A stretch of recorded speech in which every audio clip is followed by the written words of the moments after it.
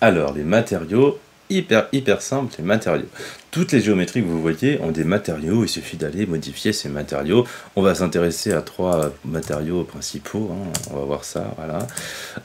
On a les matériaux du décor, on a les matériaux de l'huisserie et les matériaux de lame. Alors on a aussi les matériaux des poignées, etc. Mais bon, ça c'est très classique. Donc on va s'intéresser à ça rapidement. Donc ça se passe dans les propriétés du type, on descend un peu.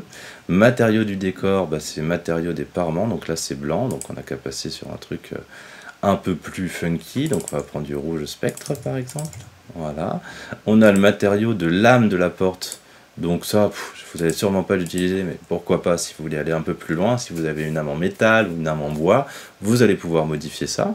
Et puis on a les matériaux de l'huisserie, donc on va mettre un matériau ici, on n'a qu'à mettre une huisserie, je sais pas, un truc un peu fun, une huisserie jaune, allez, faisons ça.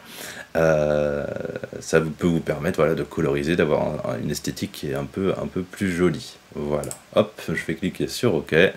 Et vous allez voir que on va retrouver tout de suite une huisserie jaune, elle est un peu funky la porte, mais une huisserie jaune avec un parement rouge. Voilà. Alors ça pourrait être des bois, hein, les images, seamless, si vous trouvez des images seamless, donc c'est des images qui n'ont pas de bord, hein, je vous invite à regarder ça sur le net.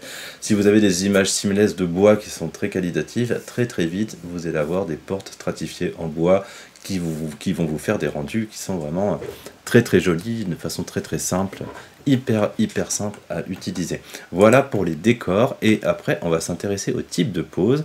Donc les types de pose, ça se passe dans les paramètres d'occurrence, ça se passe ici, hein, d'ailleurs préparer un peu le terrain, et c'est comment régler son huisserie par rapport au mur, les différents types de poses, et ensuite le réglage de l'huisserie. Donc ça c'est la prochaine étape, à tout de suite.